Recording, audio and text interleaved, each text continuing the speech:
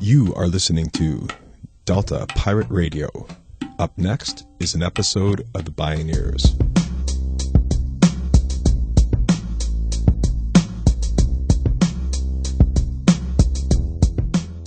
The following program is made possible in part by Organic Valley Family of Farms, organic and family-owned since 1988. Learn more at organicvalley.coop. By Park Foundation, dedicated to heightening public awareness of critical issues. And by support from listeners like you, helping air Bioneers radio programs worldwide free of charge. Visit Bioneers.org. Welcome to the Bioneers, Revolution from the Heart of Nature. If we choose every day to do the best we can to overcome these crazy categories based on the fiction of race and gender and ethnicity and so on, and if we do it with joy and poetry and music and sex and humor, then we will have joy and poetry and music and sex at the end of the revolution. It's all alive. It's all connected. It's all intelligent. It's all relatives. We stand at the threshold of a historic opportunity in the human experiment to reimagine how to live on Earth in ways that honor the web of life, each other, and future generations. It's a revolution from the heart of nature and the human heart. In this series, The Bioneers, Revolution from the Heart of Nature, we celebrate social and scientific innovators with breakthrough solutions for restoring people and planet, creating a future environment of hope.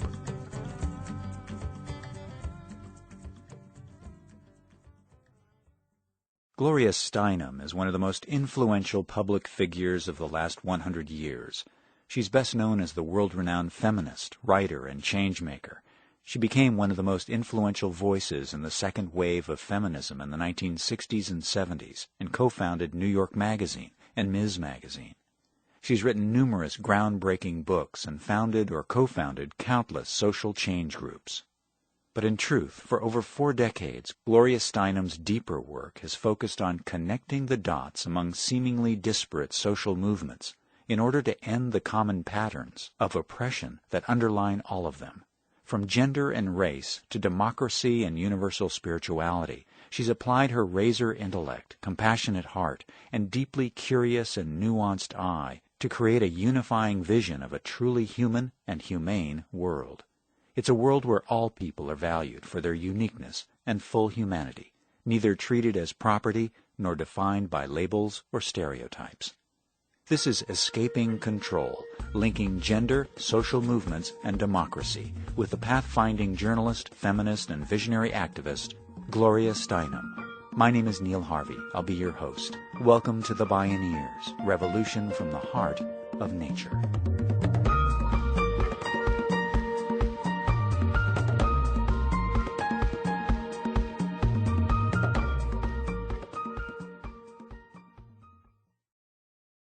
I want to talk to you today about an imbalance that affects pretty much everything. It has led to division, hierarchy, and alienation from nature, to which obviously humans are a part. It has led to governance by ranking rather than linking. It has led to worshiping various gods who look suspiciously like the ruling class. Now it has led to an Earth overloaded with 7 billion human beings who are rapidly using up resources and killing other species, and I'm afraid it's still enforced by religions that present life after death as better than life itself. A worship of doomsday that has now finally coincided with doomsday weapons in a very dangerous way. I'm talking about the division of human beings into the cults of masculinity and femininity, into false divisions that conceal both our shared humanity and our individual uniqueness.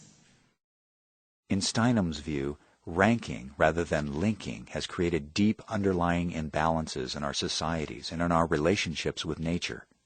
She suggests that perhaps the single deepest source feeding this divide and conquer paradigm originates with gender roles in our families, and then those family values radiate outward.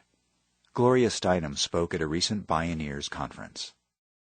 We are trained in this division very young, usually in our own families, and it normalizes later divisions into leader and led, subject and object, rich and poor, even conqueror and conquered.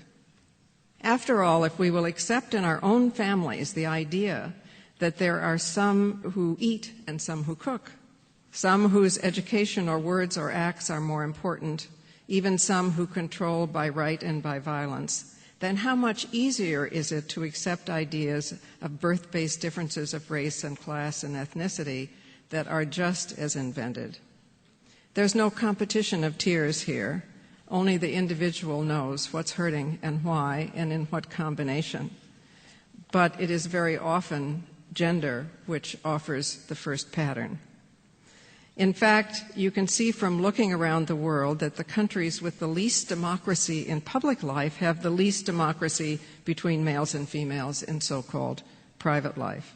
And the countries with the most autocratic and violent systems of governance have them from birth. Yet few people tell us the simple truth. You can't have a democracy without democratic families. Or even, you can't have a democracy without the female half of a country. That's because our educational and intellectual life is also divided into so-called feminine and so-called masculine. Courses on child rearing and family forms are somehow feminine, and courses on politics and foreign policy are definitely masculine. We rarely discover the truth that inequality in the family makes it feel like home in public life, and that violence in the home normalizes it everywhere else. Of course, yes, it's possible to change. We need not be childhood determinists. But it's very difficult because we are like Russian dolls with all of our earlier selves still nested within us. On the upside, that means that we also have no idea what might be possible if we raised even one generation of children without violence and with faith in both that child's individual uniqueness and our shared humanity. Ranking instead of linking, a ranking for which gender prepares the ground for race and class and everything else, is literally killing us. It's certainly killing females, since femicide is the most common crime on this spaceship Earth. But it is also killing men with ideas of masculinity, which literally shorten their lives, even in the absence of war, and certainly in the presence of it. Where might this ranking have arisen? And could it be masking far greater commonalities between men and women, and between other illusory divisions that are smashing the world to pieces? Well, it arose when some men began to take reproduction out of the control of women, whose bodies, of course, are the means of reproduction and who are the natural controllers of it. And so these cults of masculinity and femininity grew. As Olof Palme, the former chief of state of Sweden, said, "Gender roles are the deepest cause of violence on earth, and therefore it is the duty of every government to humanize them." Nonetheless, these gender roles are still confused with nature, just as racial differences were once falsified by science and sometimes still are. We all come, after all, from a common embryo. How come that doesn't get more publicity? Why don't people emphasize that males have nipples? I believe there's a book called Why Men Have Nipples, right? Why don't we know that clitorises have the same nerve endings as penises? Hello? We can donate blood types to each other. We can donate organs to each other. Of course, we have become crazed on the subject of hormones, but behavior changes hormones as hormones change behavior. As you may have read recently, the so-called male hormone of testosterone, which females also have some of, is at a lower level in men when they are nurturing children. I so wish Dorothy Dinnerstein, who wrote The Mermaid and the Minotaur, a book I commend to you, were here to see her work confirmed, as she always said, that men raising children and therefore becoming, as much as women, and becoming whole people was the key to world peace. In any case, the sex differences are focused during the central reproductive years. Very young males and females and very old females and males tend to be more similar to each other and to have similar degrees of physical strength. Gloria Steinem likes to say that if God is in the details, Goddess is in the connections. Her research and personal experience have shown powerful yet largely unrecognized connections between the women's movement and the civil rights, peace, and democracy movements that permanently altered the U.S. and global political landscape in the 1960s and 70s. Those of us in social justice movements also have to take responsibility for failing to emphasize the connections between and among our movements. We know that they're there, but do we act on them? Yes, we need names, we need labels to make the invisible visible. It's very precious for a group that has not been seen to be seen and to self-name. It cannot be neglected. But labels can become the enemies of connection. For instance, it's simply not possible to be a feminist without also being an anti-racist. Not only because most women in the world are limited by both genderism and racism, but also because females of the supposedly superior group are restricted in order to keep that group so-called pure. Wherever one group of women is sexually restricted in order to reproduce whatever the ruling class may be, others are sexually exploited in order to produce workers and cheap labor. If women are imprisoned by ideas of race, it is all women, not just women who are directly affected by race. Every single woman here, like every single man, has a self-interest in fighting and denying racism and understanding that it's a fiction. Our freedom is restricted as women, so we will reproduce race, literally. And that is what the feminist movement is directed at changing. It is directed at reproductive freedom as a fundamental human right, like freedom of speech, freedom of assembly.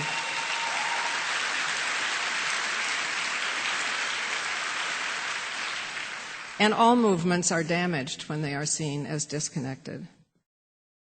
To move beyond a competition of tiers among oppressed groups and peoples, Gloria Steinem suggests we have to look for the deeper connections among movements. They are as thick as they have been unseen. It's very painful in a lot of ways because academia seems to have accepted, for instance, the idea that the women's movement was a white middle-class movement then, when in fact women of color were the pioneers.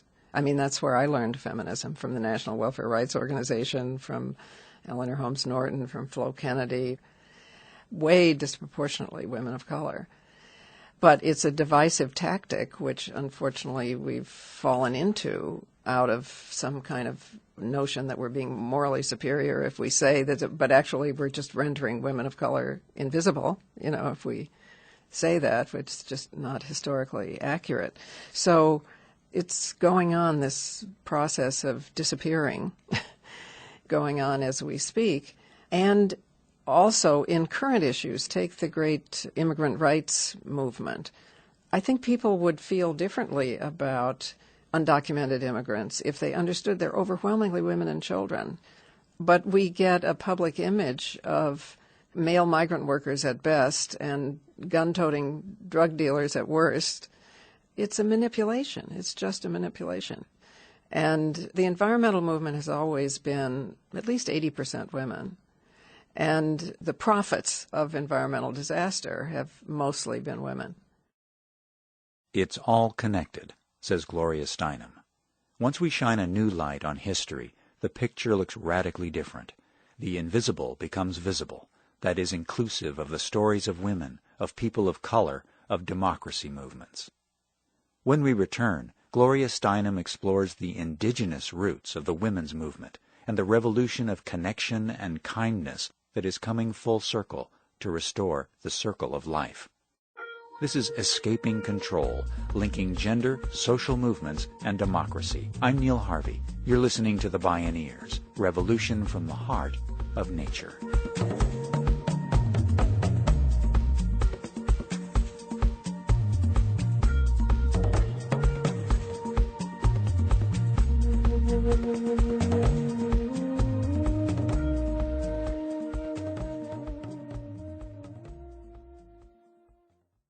Bioneers Revolution from the Heart of Nature is made possible in part by John Masters Organics. Feel good about looking good.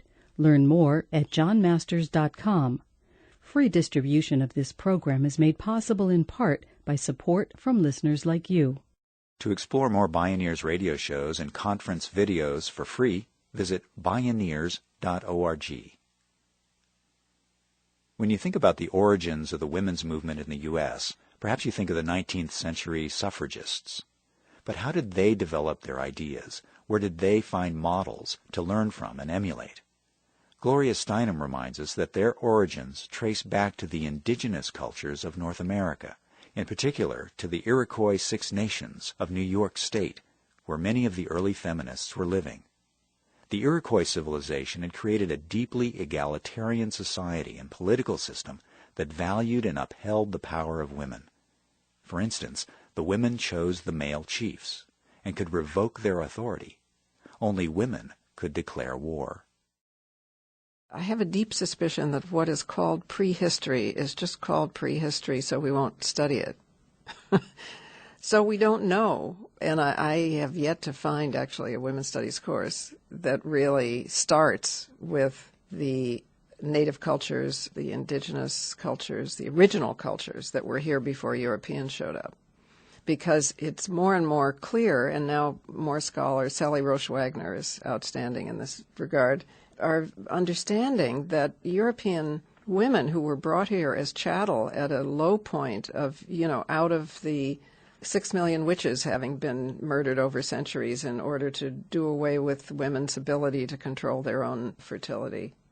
So where did they get the idea that they didn't have to be possessions, that there were cultures where women lived in balance with nature, with men, controlled agriculture, definitely controlled their own fertility, because they had neighbors who were from various Indian tribes or nations or groups or language groups, and there weren't yet reservations. That didn't happen until about 1900. So even though they were conquered and suffering, they were still neighbors. And you can read about the suffragists-to-be having dinner every Sunday night with Seneca women in upstate New York. And there are the suffragists in their, tight corsets and ridiculous skirts. And there are the Seneca women in these nice chamois tunics and trousers with beautiful beads and so on, which is where the bloomer costume came from, no doubt. It just is so obvious. So obvious. And women's first property right law was passed in an unlikely southern state because even that legislature was embarrassed that Native women had property rights and white women didn't. There's so much evidence of this, but we're just beginning to discover it. Indeed, we're just discovering a lot of our own authors who have fallen out of print. The characteristic of women's history or the history of any less than ruling group is that it's lost and found again, and lost again and refound, and lost and re-refound. So there could be nothing more important. Lost and refound again. As the leadership of women is ascendant today in the U.S. and in many parts of the world, we're unearthing the historical roots that have allowed prior societies to create gender equality and justice. We're discovering that many original languages had no gender, that women controlled their own fertility with herbs and abortifacients, and were clearly part of decision-making circles. Indeed, the circle was the paradigm, not the pyramid or the hierarchy. I have a Cherokee friend who spoke Cherokee until he was 12, and he still gets his pronouns mixed up because it does not have he or she. So exactly how did we get so bananas as to be giving gender to tables and chairs? When they call it romance language, they're not kidding. I have also sat in meetings with the Iroquois men here, or with San and Quay, the so-called bush people of the Kalahari, who actually sat through hours and hours of meetings only speaking when they had something to say.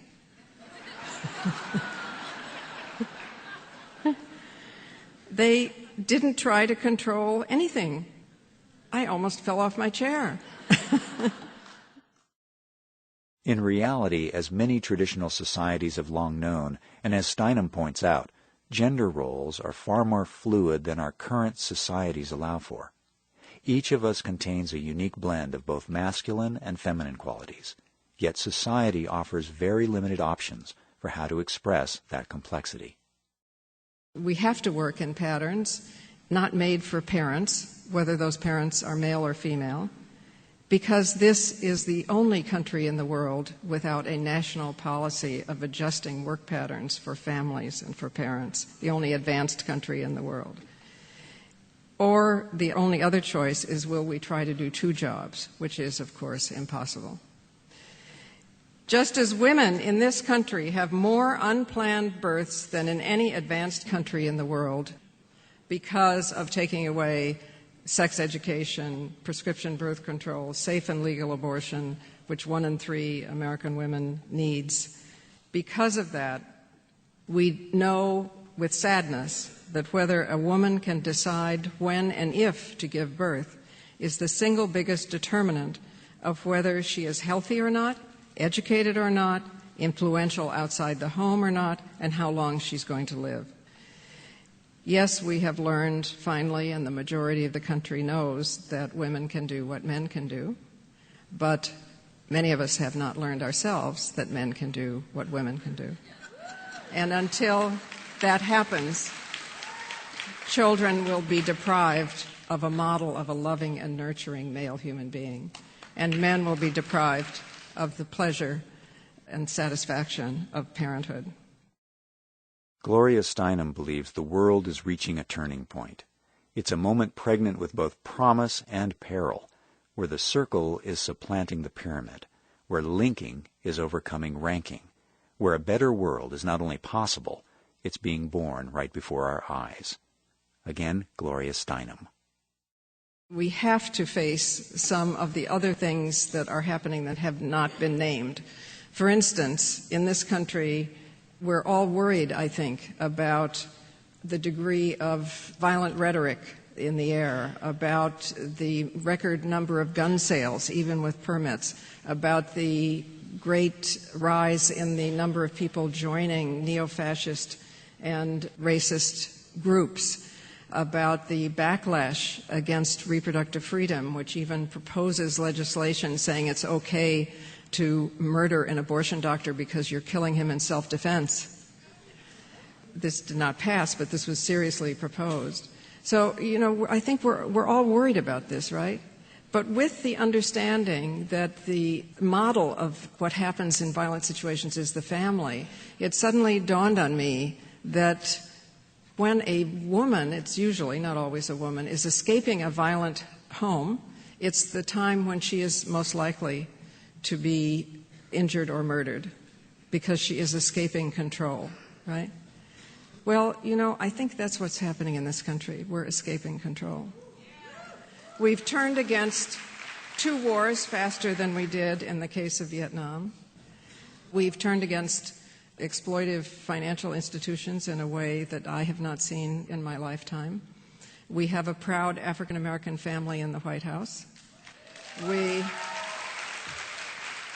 about 20 minutes, we're not going to be a majority European-American country anymore, right? We're going to actually look more like the world. This would be good. Right? But the people whose paradigm is not the circle, but is the pyramid, the people who believe in ranking, not linking, are losing control. So I think there are 2 things that we must keep in mind. It's never just one, right? Nothing is inevitable. It depends what you and I do. But there are 2 things that we must keep in mind. One is that it is a time of maximum danger, and we have to look after each other and be aware of the danger. and the other is that we're not going to turn back. We would never tell a woman to stay, or anyone to stay, in a violent home, and we will not stay in the old way of control and hierarchy and ranking and suffering and injustice.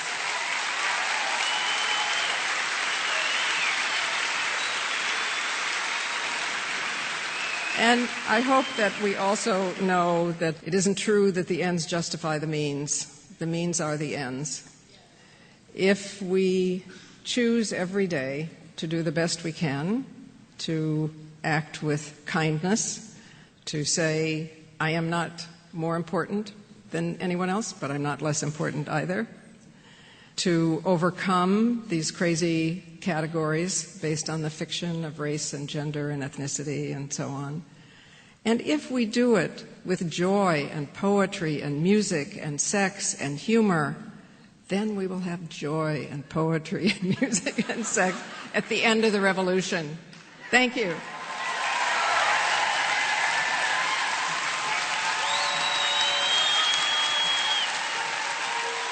Nothing is inevitable, says Gloria Steinem. It depends on creating a revolution that dissolves false divisions, recovers our shared humanity, and reveals individual uniqueness. Coming full circle to restore the circle of life. Escaping control, linking gender, movements, and democracy.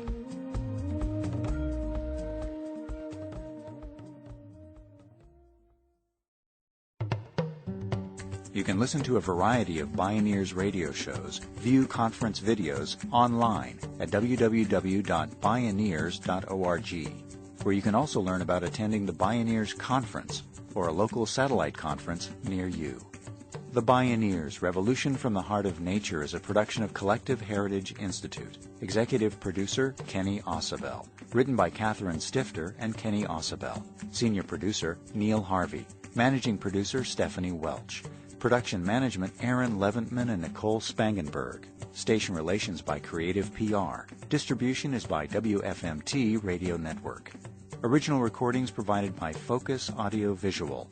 Interview recording engineer, Matt Fiddler. Our theme music is taken from the album Journey Between by Baka Beyond and used by permission of Hannibal Records, a Rykodisc label. Additional music was made available by Lori Ann Speed at lori-annspeed.com. For more music information, please visit bioneers.org. The opinions expressed in the Bioneers Revolution from the Heart of Nature radio series are those of the presenters and are not necessarily those of Collective Heritage Institute, the underwriters, or this radio station. My name is Neil Harvey. Thank you for listening. I invite you to join the Bioneers in inspiring a shift to live on Earth in ways that honor the web of life, each other, and future generations. This is program number 0212. This series is made possible by Organic Valley Family of Farms, organic and family-owned since 1988. Learn more at organicvalley.coop. And by Park Foundation, dedicated to heightening public awareness of critical issues. For more information, visit www.bioneers.org or call 1-877-BIONEER. Hello, you're listening to Delta Pirate Radio. I'm here tonight with Bob Innes, who is Scottish. Hi there. I just learned he's Scottish. Yeah. And we just listened to an episode of the Bioneers. Before we start, and I'm going to let Bob talk for a bit, he's got some great opinions on what we just listened to. I want to talk about the Bioneers. It's a radio program that I discovered probably, 7 years ago on University of Toronto radio when I was driving out on Fridays to do a drum circle for the Brantwood Community Center out there. And I just found when you're in your car and you're driving, you're just inundated with media, songs, you're not really paying attention, you got radio personalities, what have you. And along came this Bioneer episode, and it was really, I found it very intriguing because it would bring forth a subject that would require me to give some thought to. And I just really, I connected with it. There's something wholesome about it. Like, I felt good after I listened to it. And they're not paying me to say that. that being said, that's how I came about wanting to do something with this episode. And they've been great. They've been really supportive of what I'm trying to do. And this is technically our first recorded discussion. Tonight's episode was on feminism. What was the lady's name, Bob? Gloria Steinem. Thank you. Who I'm going to rename Eve. So, okay. So anyways, so when I was listening to that, like, I was intrigued because feminism is a word that I still don't really understand. Like, I know there's different levels and there's different viewpoints and approaches, and I know it ties into gender roles, and it's a very, very complex, convoluted topic. So I listened through the episode, and I said, this would be something great to discuss. So I said, how do I go about that? Do I have a bunch of different opinions come in to our little podcast booth here and say their piece, or do I take somebody that might have almost would you say your view is diametrically opposed to what Gloria is talking about, or is it complementary? What would you say, Bob? A little bit, or increasingly opposed. I guess I'm getting increasingly worried that feminism is leading us to the wrong direction. Okay. Well, so what I'm going to do is I'm going to turn we heard Gloria, and I think that was a great episode. We're going to let Bob talk for a little bit here about his feelings on the subject. And we'll go from there. We'll see what happens organically. Go ahead, Bob. You got the mic. Well, okay. I guess this episode is called Escaping Control, which certainly doesn't jive with my feeling about what's going on. I think we're under increasing control, and we have been increasing control for some time as the politically correct machinations of all governments and organizations, NGOs, Black Lives Matter and all that sort of thing, including the feminists, make our lives increasingly less spontaneous and more controlled as to what we're allowed to think and what we're allowed to say. We saw a recent example of that with the M103 Islamophobia thing, but that's a little bit beyond this particular topic. But, I think it's actually relevant because, feminism, their key rallying cry, of course, is reproductive rights, as Eve or Gloria said so ably in her talk. And but our birth rate has gone down and down and down, and where we're now being inundated by some very, very conservative minded religions. And so not only have we gone off on a tangent of feminism, but we've gone off on a tangent of individualism. Society used to have all kinds of structures, churches and community organizations centered around the church and its whole philosophy, for better or worse, I might add. It certainly wasn't a perfect world, but it had a robustness about it that I certainly think we're losing. And I think in the talk there she talked about nurturing men. Men will be peacemakers. The world will come to peace when men become the caregivers for the family. And so all around me I see signs of this, what I would call the feminization of men, which it's all very well. I mean, I have I have a family of my own, and I know you certainly have to give a very important place to the nurturing element. But I fear that the way we're being led by the media and all the voices that surround us, we're being led into a less robust frame of mind. A great example is bullying. oh, we're not allowed to bully anymore. Well, you know, if there's no bullies around, then we can't learn how to stand up to bullies, can we? So, you know, there's a lot of points in that talk. But let's, I don't know, Dean, what? Well, the one thing is, like I've spoken to a few people over the last little bit, trying to get my head around if there's a clear-cut answer to what feminism is, and there's really not. And it's amazing to me how many differences there are in the school of thought. The one thing that came up a few times is the fact that it was presented to me that a lot of times feminists, I should say, tend to not address the fact that there's gender roles for men as well, not just women. And actually, a good friend of mine was saying that he's been in debates over that, and it's something that's not usually accepted by types of feminists, if I'm assuming that right.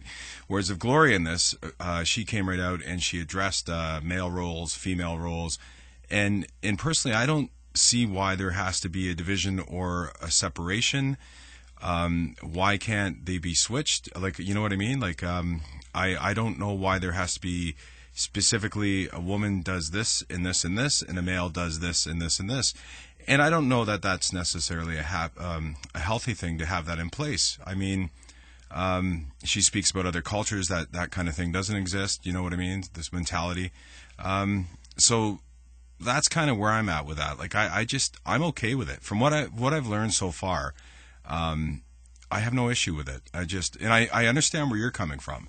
I would just, why, but you do have some opposition to the fact of, like, there should be clear-cut gender roles. You believe that? Well, you know, I don't like to be hard and fast. I mean, if a fellow is a great cook and enjoys cooking, he might be a chef or he might just be a hobby cook on the weekend, and he enjoys it, there's no reason he shouldn't do it.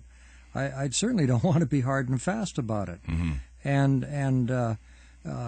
But at the same time, I think I heard something the other day to the effect that that families that have a traditional gender roles are more successful, and it's as simple as that. I mean, but does that paradigm? They stay together longer, and society. I don't know whether it's because society has more support for that, but they simply are together longer, and their marriage is more successful. So that's kind of an empirical way to look at it.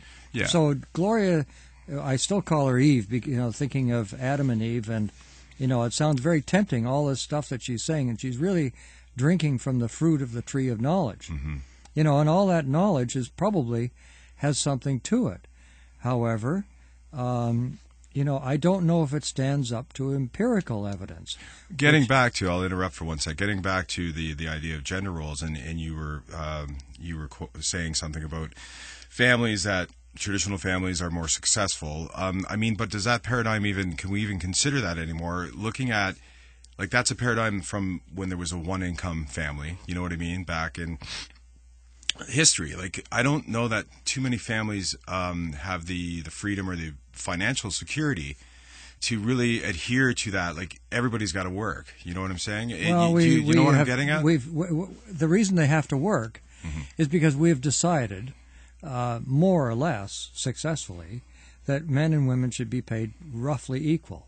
Mm-hmm. You know, I think there's maybe a percentage difference, but it's not nearly as huge as it was. So let me give an example that I uncovered an old newspaper when I was renovating a house, and I read through the want ads, and so there was a carpenter who was advertised at I think $35 a week, and a domestic was $7 a week, and so I could imagine that the carpenter might like the look of the domestic and might want to go take her out and date her and marry her, and they would be secure in the knowledge that if they wanted to get together, their combined income would be $42 a week. Mm-hmm. And if they then had a child or more children, the domestic could stop working, and they would still have an income of $35 a week, which was, okay, it wasn't as good as 42, but it was sure as hell a lot better than 42 divided by 2, which is 21. Mm-hmm. So if now the man and the woman each make 21 relative terms, then it's impossible for them to quit. So I think there was something to be said for the old way of doing things. Although, do I want to tell my daughter that she should be working for 1/5 of the wage of a typical man, or at least somebody in her position? Now, that's unacceptable, and it's also it seemed to be unfair. But unfairness is a quality that's deemed to occur between individuals, and we've forgotten about the benefit to society to have an environment in which everybody can succeed to the greatest good for the greatest number of people, not the greatest good for an individual. Okay, yeah, I understand what you're saying. Going back to the carpenter analogy, I think if I'm assuming this correctly, the argument is that a carpenter versus I think we've had this discussion before. It was a carpenter getting one wage and a what was it, a nurse or a domestic? A domestic, getting another wage. And clearly not equality in terms of. And the argument is that they want the same money for the same work. The other thing is I'm pretty sure that the economy has changed in such a way so like both people have to have incomes now. But that's why. Yeah, but so you're saying feminism, like feminists have changed the economy now that... Yeah, they've split the whole economic pie. Oh, I might have to turn your levels down. Hold on. The Canadian economy is $1.5 trillion per year. That's our GDP. And, take away the money that the 1% grabs and hives off to their tax havens, like the City of London or something. But what's left gets divided. The rich and the investors get their share, but the laboring, all of the laborers in the entire economy split what's left over. Now, nowadays, it's being split equally, more or less. I mean, I know that's not true per se, but it's a lot more equal than it used to be. So there's more pressure on women to participate and for mother and father to participate to the detriment of the children. And we have to, we've almost forgotten about the children. The children don't vote. They don't have economic power until later on. What are we alive for? We're alive to bring the next generation along. But now we've created a whole economy and a whole society that doesn't even want children. And then we get these immigrants, and I'll tell you, the immigrants got a totally different attitude. Yeah, I think that's a subject for another show, though. So, they're going to come in and they're going to have multiple children, and soon we'll be into a different legal framework as we adopt Sharia law. And, I lay a lot of this blame on globalism, which hasn't really been talked about in this episode. But I think globalism is a huge factor here because the media is touting its benefits, and the media is brainwashing everybody towards globalism. But it's got this huge hiccup to contend with. That we're now becoming divided by things like M103, and so but the emphasis on feminism is part of that politically correct scenario, like the feminism and globalism and atheism and scientism and materialism and consumerism and all these things are acting like a religion. So you start talking to somebody about climate change, and I'll tell you, there's no more religious person than a climate alarmist, except, of course, a feminist. It's a religion, these things, and they act the same as a religion. So we threw out a religion that worked, which was Christianity. I mean, I'm sure it has its bad points, but that's a religion that worked for you. Well, it's not worked for me. It worked for society. Oh, okay. It brought, and I think Niall Ferguson. So to tie this back in, just if I'm to guess where you're going, so we're going to tie this back in that feminism is now an act against Christianity. Is that what we're saying? I don't. Well, you can't say that per se. You can't isolate feminism and isolate Christianity and say one is against the other, because I'm sure there's lots of Christian feminists and there's lots of feminists that are Christian or something like that. You know, yeah, I think you know what I mean. But so there's lots of people who cross the boundary, but so you can't say it exclusively. But I think it's not just feminism. It's this new religion that encompasses all of those things, including climate and globalism and trade, free trade, and all of those things are being pushed down our throats by the media. And people are not thinking about these things carefully enough. So, and they're not. They just they go out in the street and they tell their friends what they believe. And they, instead of doing research and thinking deeply about these things, they just have beliefs. They're called opinions. So, you know. Yeah. So we're actually covered quite a lot of ground here, and so I think we're going to conclude this. One thing I'm going to say is, Bob, the last question I'm going to ask you is, so Bob, sorry, I was looking at my page here. Why do we have nipples? Hey, here's a fun fact from Aaron. All fetuses start out as female. That is why men have nipples. Well, I think there is actually, you know, humans have nipples because they represent the eyes. And yeah, babies, and that's why babies look for the mother's nipples, because it's kind of a representation of the eyes. So the baby's very focused in on mother's nipples. And I think, you know, actually, it's like Mother Nature does a lot of things. When you think about the difference between the sexes and all this new transgenderism and everything like that, really, all humans is an enormously complex bundle of chemical reactions. And, you know, we have all these genomes and genes and hormones and everything interacting in our cells. So, you know, it's the difference between men and women is actually very, very subtle and can actually shift, you know, so that doctors can give hormones and they shift the reaction of a person towards one way or the other.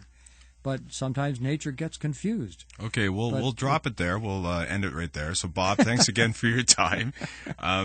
Thanks for... I'm very nasal. I'm fighting some sort of sinus thing, and it's still with me. But I think we sounded okay. We'll do a quick playback. And we'll see you soon. I'm hoping to do one of these a week, but I think for now it's going to be one every 2 weeks. So thanks to you, Bob, and to the Bioneers. And from me, Dean, take care. Take care. There you go.